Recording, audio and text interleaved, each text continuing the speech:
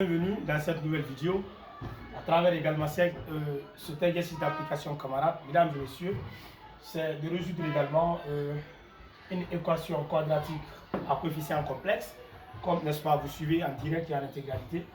L'objectif fondamental également, c'est de résoudre également alors cette équation à zéro, comme vous le savez, trouver les racines éventuelles de l'équation. À travers cette équation également, nous allons également se profiter pour vous aider désormais à voir comment calculer la racine. Alors ici, d'une équation quadratique lorsque delta est un nombre complexe. Et voilà donc comment calculer la racine carrée de ce nombre complexe appelé delta. Et voilà donc dans cet exercice, vous allez voir très attentivement, à ne pas manquer également sur ma page YouTube, c'est extrêmement important.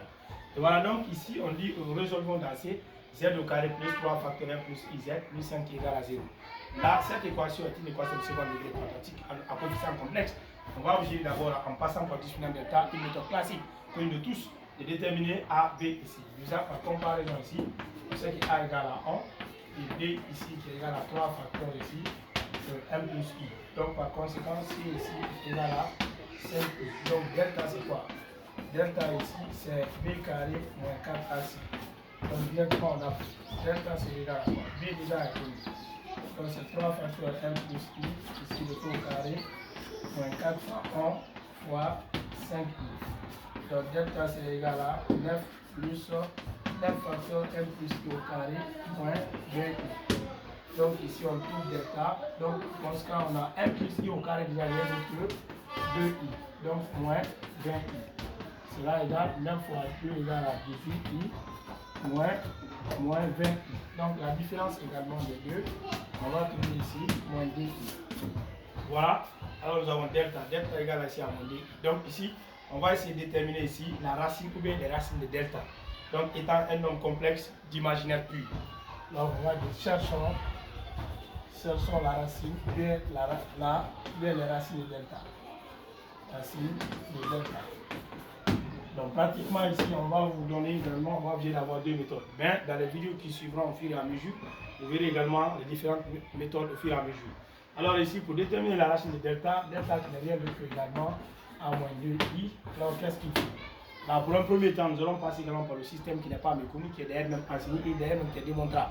Le système suppute ceci, et lorsque ici, en prenant x au carré plus y au carré ici, il n'y a rien d'autre que le module de delta.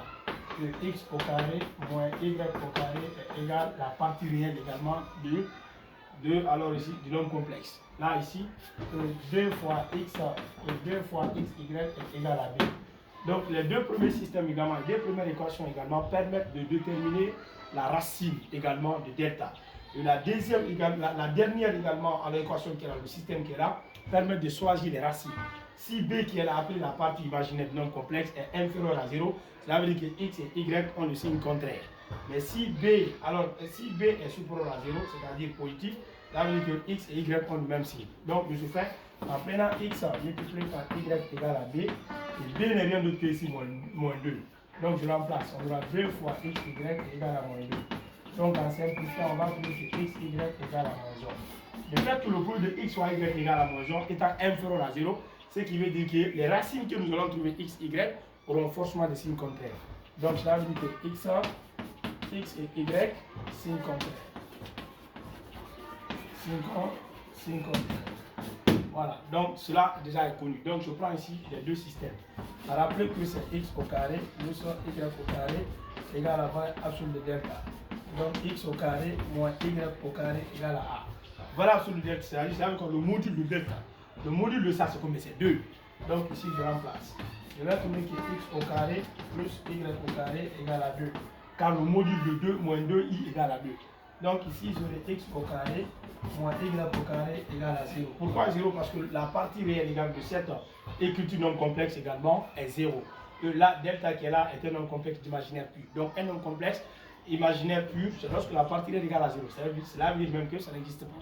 Donc, ici, à travers ça directement, je peux passer par la combinaison, déterminer x et venir trouver y directement. Donc, par combinaison ici, x carré moins y carré moins y carré se simplifieront. Donc, c'est 0. J'aurai directement 2x au carré, alors c'est égal à 2, c'est-à-dire 2 plus 0. Donc, je simplifie 2, ce qui veut dire que x au carré, déjà ici, est égal à 1. Donc, racinement, vraiment, je trouve que x égale à plus ou moins plus ou moins 1. Là, je trouve que x égale à plus ou moins 1. Maintenant, dans l'une des deux équations, par exemple, je prends la deuxième équation, je sais que x au carré moins y au carré ici égale à 0. Donc, ce qui veut dire que x au carré est égal à y au carré. En prenant carrément ma membre, je trouve que x égale à y. Donc, cela aussi égale à quoi? À plus ou moins 1. Donc, cela veut dire que y aussi égale à plus ou moins 1.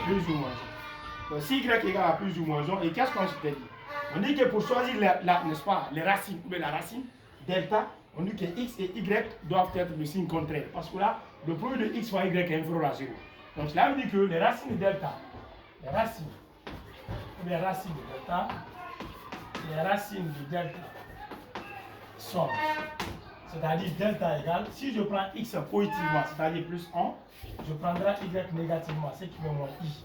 Alors c'est aussi égal, si je prends x négativement moins 1, y aussi je le prends positivement. Voici la racine de delta. Mais les deux là également sont les mêmes. C'est la même souche, si vous voulez. Donc ici, peu importe, vous allez utiliser l'une des deux racines pour trouver les racines évidentes de cette équation qui est là. Vous allez trouver les mêmes réponses, les mêmes résultats.